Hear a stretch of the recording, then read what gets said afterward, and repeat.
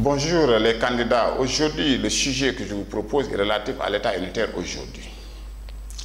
En ce qui concerne l'État unitaire aujourd'hui, il faut d'abord se faire à l'idée qu'en droit, il existe traditionnellement, on ne reconnaît que deux formes d'État.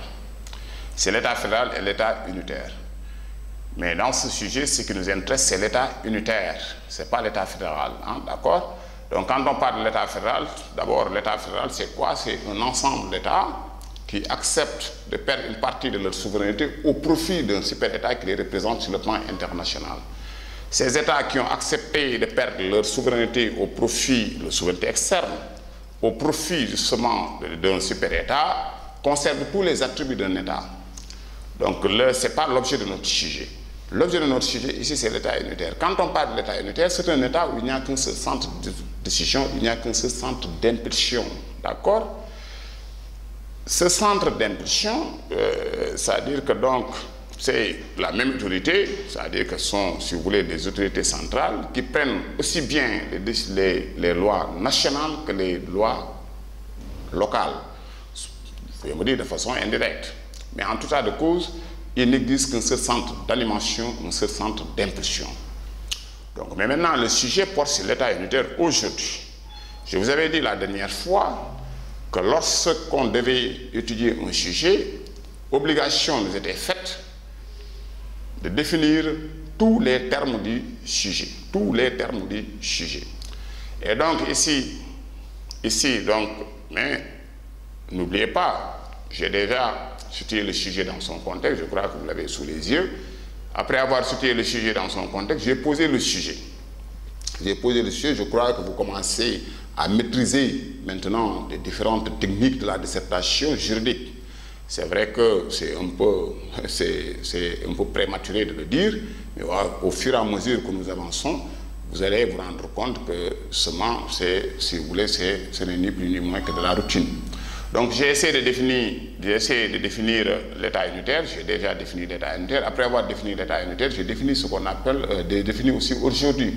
Et la définition que j'ai proposée par rapport à aujourd'hui, c'est que tout simplement, ça renvoie à actuellement. Donc quand on parle de l'État unitaire aujourd'hui, il faut comprendre tout simplement l'organisation et le fonctionnement des États unitaires dans les sociétés actuelles. Maintenant, en ce qui concerne la problématique ou la délimitation et la problématique du sujet, la question que je me suis posée était celle de savoir est-ce qu'on devait envisager le sujet sous un angle général ou sous un angle national? C'est-à-dire, est-ce que quand on me pose la question de savoir l'État unitaire aujourd'hui, je dois uniquement axer la réflexion sur le cas du Sénégal ou bien m'interroger sur l'ensemble des États unitaires? J'ai considéré qu'il était souhaitable justement d'étudier le sujet en m'interrogeant sur l'ensemble des États unitaires. C'est pourquoi j'ai posé la question de savoir, donc ma problématique va tourner autour de la question de savoir à quoi renvoie l'État unitaire dans les sociétés contemporaines.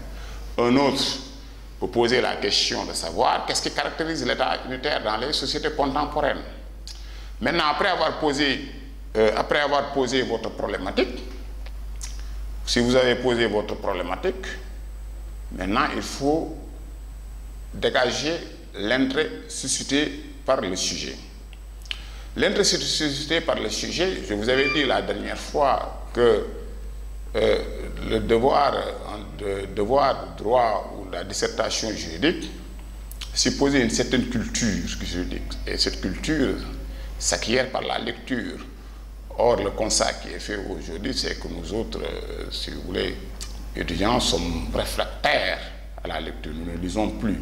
Or, vous ne pouvez pas être un excellent juriste, vous ne pouvez pas être un bon juriste si vous ne lisez pas. Il faut beaucoup lire. Parce que si vous voulez être un juriste, il faut fréquenter les juristes. Or, les juristes s'expriment dans les livres. Maintenant, en ce qui concerne justement l'intérêt ici partit d'un constat. Le constat, c'est quoi? C'est que pratiquement dans tous les États unitaires, on assiste à un transfert justement de compétences du pouvoir central au profit des collectivités locales. D'accord? Mais ce transfert de compétences soulève une difficulté. Soulève des difficultés parce qu'il y a un débat qui consiste à dire est-ce que ce transfert de compétences au profit de collectivités locales peut être effectif? Effectif, c'est-à-dire que est-ce que tout simplement, est-ce que le pouvoir central, en transférant des compétences au profit des collectivités locales, est-ce qu'on est en droit de s'attendre justement à des résultats probants? C'est-à-dire que l'objectif qui est visé, est-ce qu'il sera atteint? Pour certains auteurs, ils considèrent que dans les pays sous-développés, l'effectivité peut poser un certain nombre de problèmes. Pour la bonne et simple raison, parce que tout simplement, dans les pays pauvres, les collectivités locales ne disposent pas d'assez ressources leur permettant de faire face justement aux, si vous voulez, par exemple, justement aux compétences qui leur sont conférées. Je vais vous expliquer pour que vous compreniez davantage comment ça se passe. Nous sommes dans un État unitaire. Prenez l'exemple du Sénégal. Quand on dit que le Sénégal est un État unitaire, qu'est-ce que ça signifie? Quand je dis que c'est un État unitaire, je vous avais dit que c'est un État qui ne comporte qu'un seul centre d'impulsion. Ici, le Sénégal. Vous prenez le Sénégal. Vous avez un seul pouvoir exécutif, un seul pouvoir législatif, un seul pouvoir judiciaire. Mais tous ces pouvoirs-là sont, si vous voulez, par exemple, concentrés au niveau du centre, c'est-à-dire à Dakar, dans la capitale. On est d'accord. Donc c'est le pouvoir exécutif,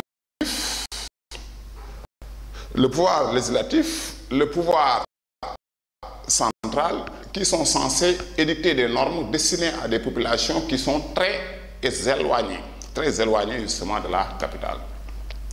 Parce que je vous avais dit, lorsqu'on étudiait l'État, que dans un État, il fallait impérativement qu'il y ait ce qu'on appelle un pouvoir politique. Et ce pouvoir politique se traduisait par une relation de domination et d'obéissance. Par relation de domination et d'obéissance, c'est qu'il fallait qu'il y ait si vous voulez, des autorités, des personnes qui sont censées prendre des décisions.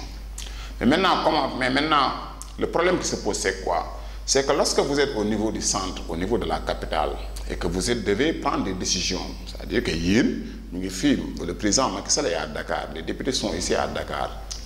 Or, ces députés, ou si vous voulez, le président de la République, sont censés prendre des décisions qui sont destinées aux habitants de Kédougou. Mais parfois, le risque, c'est que, justement, puisque étant éloignés de ces populations, le risque est qu'ils peuvent prendre des décisions qui ne sont pas appropriées ou bien adaptées aux préoccupations de ces populations. Par crainte qu'il en soit ainsi, qu'est-ce que le pouvoir central fait? Le pouvoir central, si vous voulez, met en place un certain nombre de mécanismes. Entre autres mécanismes, c'est la décentralisation. C'est-à-dire que maintenant, il y a des questions, donc le pouvoir va dire, il y a des questions d'ordre national, moi je vais m'occuper des questions d'ordre national, mais vous les populations, c'est-à-dire que donc vous, les collectivités locales, vous allez vous occuper des questions d'ordre local. D'accord? Donc il y a un transfert de compétences, c'est-à-dire que l'éducation, si vous prenez l'éducation, si vous allez dans les collectivités locales, je vous donne l'exemple ici de Dakar, si vous allez dans la commune par exemple de Fass-Gueule-Tapée, l'école, par exemple, relève de la compétence, l'éducation relève de la compétence des collectivités locales. C'est vrai que les enseignants, parce que tout simplement, en principe, normalement, par exemple, normalement, quand on parle de décentralisation pure, même les enseignants qui dispensent les cours dans ces écoles devaient être pris en charge par les collectivités locales. Mais vous voyez, parce que tout simplement, les collectivités locales n'ayant pas suffisamment de moyens, donc l'État est obligé de venir en aide à ces collectivités locales. Généralement, donc, la collectivité locale se charge justement de l'électricité, de l'eau, ou bien par exemple justement des tenues des élèves, ou bien du gardien, d'accord? Mais en principe, quand on parle de décentralisation, s'il y a transfert justement de compétences, c'est-à-dire que tout simplement, en principe, ce sont les collectivités locales qui devaient prendre en charge justement tout. Mais je vous dis que parfois, les collectivités locales, dans certains pays sous-développés, les collectivités locales n'ont pas assez de moyens. Donc, partant, si vous voulez, de ce constat, certains auteurs ont considéré que l'objectif qui était visé, c'est-à-dire consistant à transférer des compétences pour faire participer les populations à la gestion des affaires locales, peut être hors d'atteinte pour la bonne et simple raison, ces collectivités locales ne disposent pas de moyens. C'est vrai qu'elles ont, ces collectivités, une certaine autonomie financière, leur permettant justement de recouvrer, si vous voulez, des impôts ou bien des taxes. Mais le problème qui se pose, c'est que la conception qu'ont les populations par rapport justement à ces prélèvements, c'est que les populations étant pauvres, considèrent que généralement les taxes qui sont données ne vont pas justement dans les caisses justement de la collectivité, mais plutôt servent à nourrir la corruption. Et partant, ils ne sont pas enthousiasmés à l'idée justement de verser l'impôt. Donc voilà le premier problème auquel justement ces collectivités locales sont confrontées. Le deuxième problème auquel justement sont confrontées, parfois les subventions qui leur sont accordées par le pouvoir central sont insuffisantes. Donc elles sont insuffisantes, donc d'où l'idée par exemple justement émis par certains de mettre en place un budget participatif et de fonds de solidarité au niveau des communes. Mais c'est vrai que c'est une solution, mais c'est une solution qui ne peut être qu'une réponse à long terme. En cas de cause, donc sans la mise en place de moyens de financement, je dis donc en cas de cause, sans la mise en place de réels moyens de financement, la décentralisation juridique souhaitée risque d'être plus virtuelle que réelle.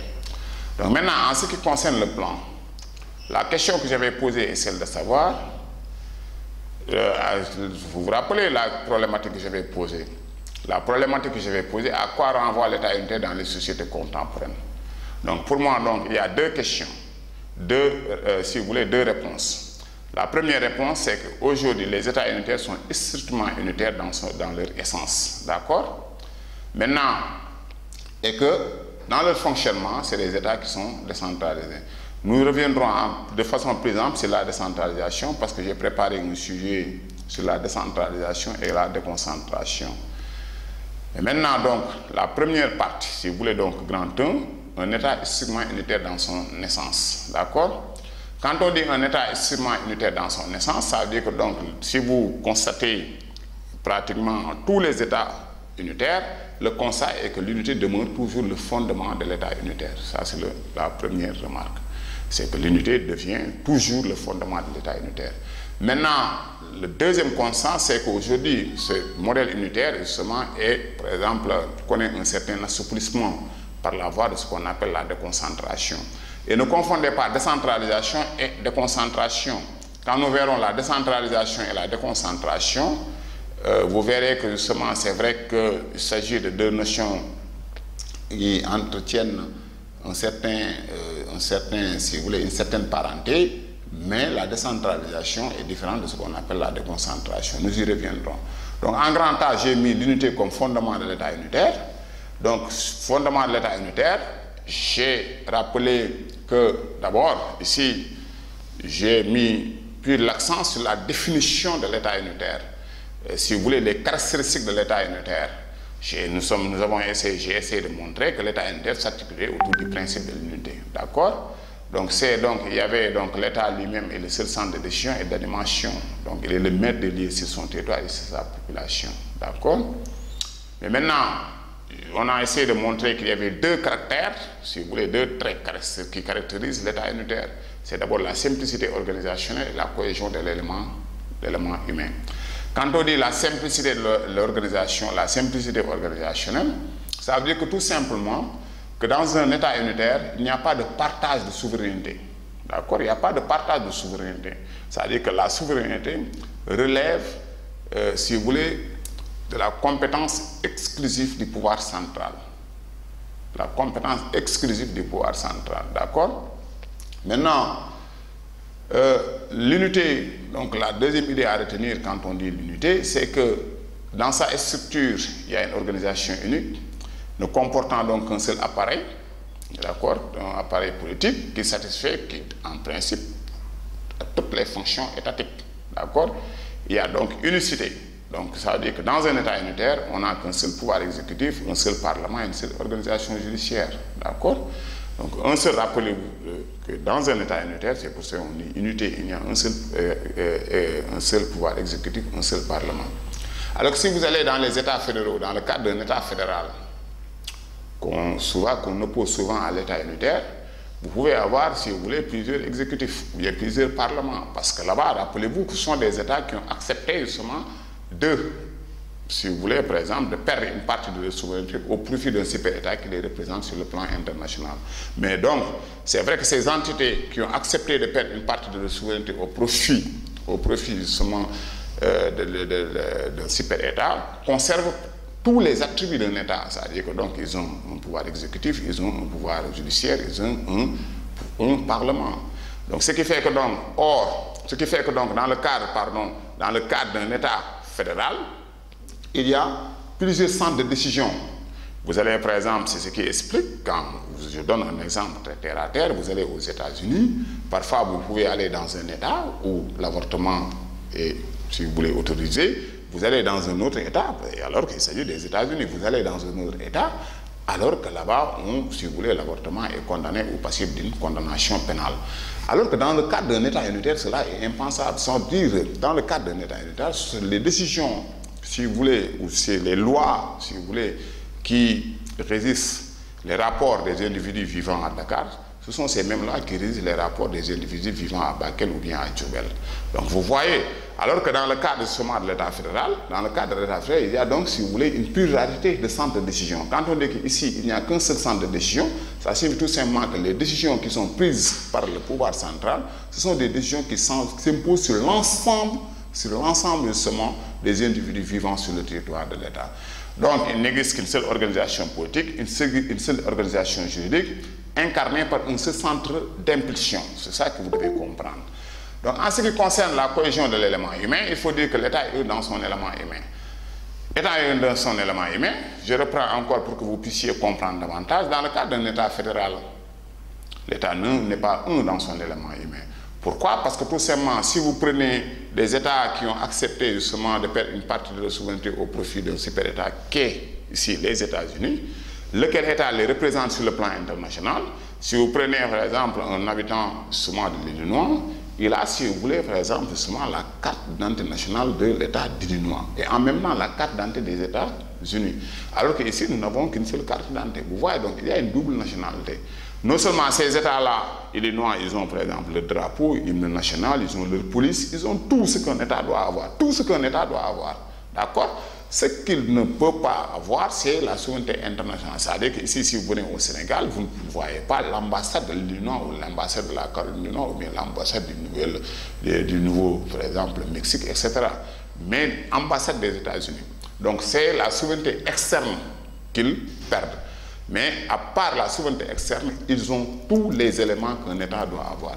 Donc, dans le cadre d'un État unitaire, cela est impensable. Cela est impensable parce que tout simplement, l'élément humain constitue, c'est-à-dire que l'élément humain, l'État est un dans son élément humain. D'accord? Ça veut dire quoi? Ça veut dire que donc, les décisions qui sont prises par les autorités centrales sont des décisions qui obligent tout le monde. D'accord? Donc, ce sont des décisions qui obligent tout le monde, que vous soyez à Djoubel, que vous soyez à Louga, que vous soyez à Dakar, vous êtes tenus justement de se soumettre justement aux lois qui sont prises par les pouvoirs centraux. Donc voilà, grosso modo, ce qu'il y a lieu de retenir dans la première sous-partie.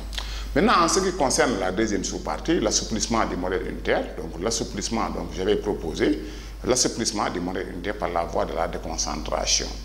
Donc encore pour rappel, parce que si vous voulez, la répétition est une vertu pédagogique, je vous réfléchis la mémoire.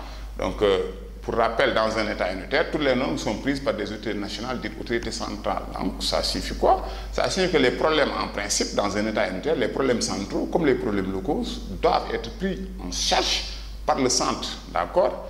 Donc, ça veut dire quoi? Ça veut dire que, donc, en principe, ça veut dire que la périphérie, ça veut dire quand je dis la centre, ça veut dire que la capitale, ça veut dire où sont, si vous voulez, concentrés les pouvoirs, ça veut dire que le pouvoir exécutif, le pouvoir législatif et le pouvoir judiciaire. Et donc, on ne reconnaît pas aucune capacité juridique à la périphérie. Ça veut dire, quand on dit la périphérie, ça veut dire que, si vous voulez, ce sont les régions qui sont différentes, par exemple, de la capitale, autre que la capitale. Donc là-bas, donc, ces collectivités-là, en principe, n'ont pas la possibilité, par exemple, de dicter des normes. D'accord? Donc c'est l'État qui doit assurer, dans le cadre d'un État unitaire, c'est l'État qui doit assurer la satisfaction des besoins d'intérêt national. D'accord? Parce que, rappelez-vous, lorsqu'on étudiait l'État, je vous avais dit que l'État avait des obligations. Vous vous rappelez? L'État avait des obligations.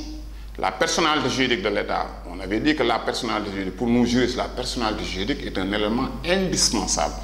Or, quand on dit la personnalité juridique, c'est quoi? C'est l'aptitude à acquérir des droits et à se soumettre à des obligations.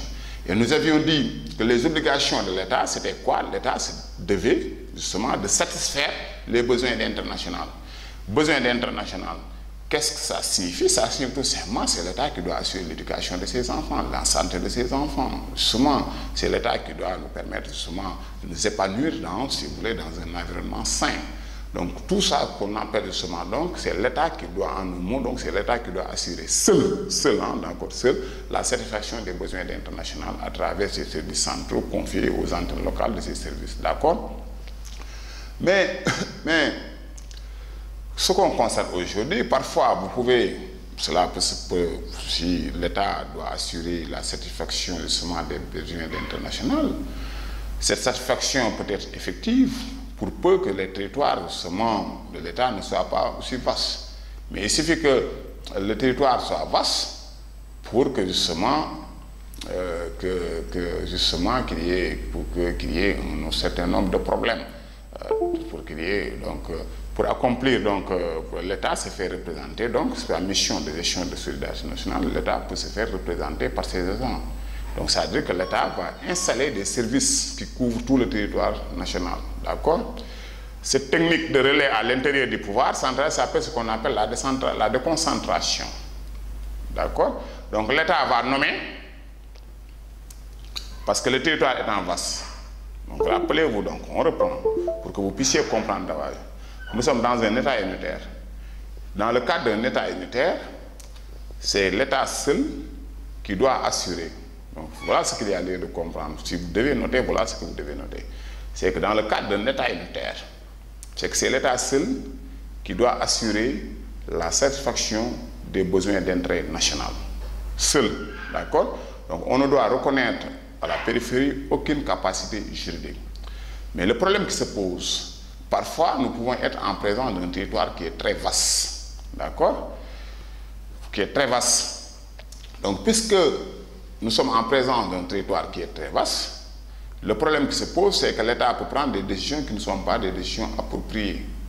Par conséquent, donc, l'État met en place une certaine technique qui consiste à quoi? Qui consiste justement à mettre en place ou à nommer des agents. D'accord? Ces agents représentent l'État au niveau de la périphérie. Donc, au niveau de la périphérie. Et ces agents-là vont essayer, par exemple, justement, auront pour entre autres rôle la coordination des décisions de l'autorité centrale. D'accord? Donc, ce qu'on a, donc, c'est dire dans les États unitaires de nos jours, actuellement, donc, on note non pas une délégation propre, mais simplement une délégation administrative. C'est ce qu'on dit, on sait toujours, c'est le même marteau qui fera qu'on a simplement raccourci la manche, comme dit Odile Barreau. Donc la déconcentration va consister au principe lequel si on ne gouverne bien que de loin, on n'a que bien que de près. Donc ne modifie pas la nature de la relation entre l'État et ses amis, répond simplement à un besoin fonctionnel et confirme qui puisait le caractère central de l'État. Donc l'objectif qui est visé par le biais de la décentralisation, l'objectif qui est visé, c'est le rapprochement du pouvoir central avec les administrés.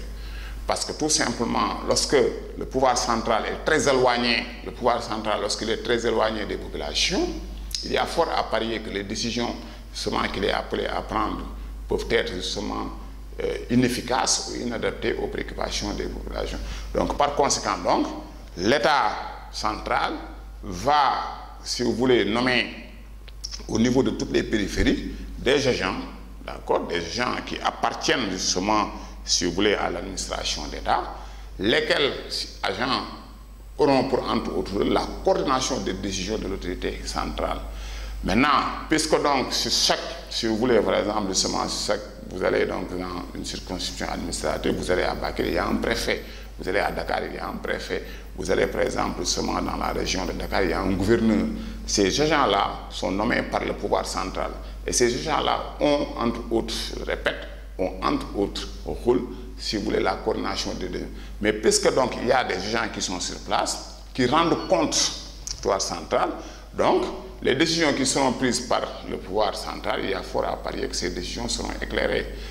La dissolution, si vous voulez, pourrait être différente lorsque justement ces gens-là n'étaient pas sur place. D'accord. Donc maintenant, voilà ce qu'il y a lieu de comprendre en ce qui concerne la deuxième sous-partie. Maintenant, pour le grand 2, j'ai mis un État au fonctionnement de plus en plus décentralisé. Un État au fonctionnement de plus en plus décentralisé. Donc quand on dit un État de plus en plus décentralisé, je vous rappelle encore que la décentralisation n'a rien à voir avec, n'a rien à voir, c'est trop dire, mais la décentralisation est distincte justement de ce qu'on appelle la déconcentration. Mais ici donc le fonctionnement, quand on voit le fonctionnement des États unitaires aujourd'hui, c'est un fonctionnement où, par exemple, on constate une certaine, si vous voulez, décentralisation qui consiste à un transfert. Alors que là, prévu que dans le cadre de la déconcentration, ce n'est pas un transfert de compétence, mais une délégation de pouvoir à des gens qui sont nommés. Alors que dans le cadre de la décentralisation, c'est un transfert de compétences. C'est un transfert de compétences. On confie des attributions, justement, plus ou moins nombreuses et importantes aux autorités, à des autorités qui sont élues à l'échelon local par les citoyens. Donc la première, si vous voulez, donc quand on dit, si vous constatez aujourd'hui les États unitaires décentralisés, la première idée, ou si vous voulez, la première remarque que vous devez faire, c'est qu'il y a une reconnaissance d'une autonomie aux collectivités locales. Ça, c'est le premier point que nous étudierons. Le deuxième point maintenant, sera relatif justement à l'attribution de pouvoirs importants aux autorités élues à l'échelon local. En ce qui concerne la reconnaissance d'une autonomie aux collectivités locales, nous avons, ou si vous voulez, je suis parti de l'idée selon laquelle il y a des activités qui sont prises en charge par des autorités émanant de groupes secondaires à qui on reconnaît la qualité de personne morale. D'accord? Donc ici, donc, l'État, il y a, si vous voulez, le pouvoir central qui, en principe, devait prendre, rappelez-vous, qui, en principe, est habilité seul à prendre, ou si vous voulez, à satisfaire les besoins d'international. Mais maintenant, dans le cadre de la décentralisation, lorsque nous sommes en présence d'un État décentralisé, ce qu'on constate, c'est qu'aujourd'hui, à côté justement du pouvoir central, il y a, si vous voulez, d'autres entités à qui on reconnaît la qualité de personne morale. Et ces entités sont justement les régions, les communautés rurales. Mais je tiens à rappeler qu'aujourd'hui, maintenant, au Sénégal, avec l'acte 3 de la décentralisation, la région n'est plus considérée comme, si vous voulez, une collectivité locale. On parle justement de ce qu'on appelle, je vais vous proposer encore un sujet relatif à l'acte 3 de la décentralisation. Quand on parle justement maintenant des collectivités locales, les collectivités locales, il s'agit uniquement de la commune et du département. En 1996, la région était considérée comme une collectivité locale, mais à partir de 1900, l'une des innovations de l'acte 3 de la décentralisation, c'est la suppression de la région comme collectivité locale. Mais maintenant, à côté donc, dans le cadre de la décentralisation, il y a à côté de l'État central, si vous voulez, par exemple, justement des personnes à qui on reconnaît la qualité de personne morale. D'accord? Mais je précise encore, ici j'ai mis donc à côté de l'État central des régions communes, communautés rurales qui sont dotées de permettant d'éviter de requérir la vie des communautés. Mais les régions ici, donc ne me parlez plus de régions, ne me parlez encore moins de communautés rurales. Vous me parlez, vous devez comprendre qu'il s'agit des communes et des départements. D'accord? Donc ces collectivités locales, donc ont des institutions propres et des compétences limitées à l'administration. Quand on dit des institutions, quand on parle de ça vient d'instituer, qui signifie ce qui a été créé pour durer. Donc les collectivités ont des institutions propres, ça veut dire qu'il y a, si vous voulez, le conseil municipal, c'est une institution, il y a le maire, d'accord, ou bien le président du conseil, c'est une institution. Donc les collectivités ont des institutions qui leur sont propres, qui n'ont rien à voir avec des institutions, par exemple, justement de l'État central. D'accord? Il y a un conseil municipal, il y a un conseil départemental, il y a le président du conseil départemental, il y a aussi le maire. Tous, si vous voulez, par exemple, tous ces organes considèrent ce qu'on appelle des institutions. Mais les décisions que le maire est appelé à prendre, j'ai proposé un sujet relatif justement aux compétences du maire, mais les décisions que le maire est appelé à prendre, ou bien que le président du conseil départemental est appelé à prendre, doivent être conformes aux lois nationales. C'est-à-dire que donc ne doivent pas déroger, ou bien ne doivent pas être contraires à la Constitution ou bien aux lois nationales. Quand je parle de la loi nationale ici, c'est ce qu'il y a lieu de comprendre, c'est-à-dire les textes votés à l'Assemblée nationale. Le maire, c'est vrai que donc on lui donne la possibilité d'édicter des normes, entre autres justement normes, le maire peut interdire, si vous voulez, le stationnement de camions Le maire peut demander, par exemple, justement, si vous voulez, par exemple, la démolition de bâtiments qui menacent ruine. Mais toutes les décisions qui doivent être prises par le maire doivent être conformes, c'est-à-dire que justement aux lois nationales et à la Constitution. C'est-à-dire que ce sont des décisions qui ne doivent pas porter atteinte justement aux droits et libertés des administrés.